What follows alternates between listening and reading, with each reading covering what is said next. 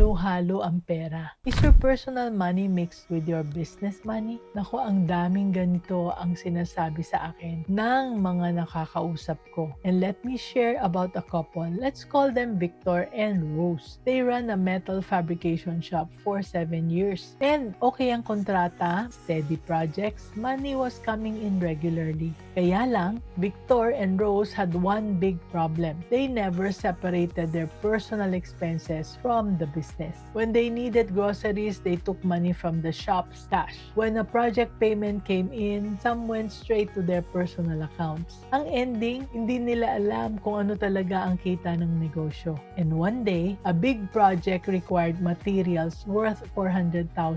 Connect nila yung business account nila and they were feeling confident na meron sila, na they had more than enough. Pero 200,000 lang pala yung nandun. So nagpanik si Victor. Sabi niya, pero ang dami nating pera last month. Nasaan na? Hindi makasagot si Rose because they never tracked it properly. They almost lost that contract. They had to borrow from Victor's brother living in the US at the last minute para lang mabili nila yung mga materyales. Anak, eto ang lesson. Kapag pinaghalo natin ang personal at saka business money, we lose visibility. Kala natin, profitable ang negosyo natin dahil pumapasok yung pera. Pero hindi natin nakikita how much is actually staying in the business. Kaya, ihiwalay natin yung mga accounts na yon. Pay yourself a fixed salary, tapos treat the business money as untouchable unless it is for business. Otherwise, you will always wonder kung saan napunta yung pera. Mahirap yan, anak.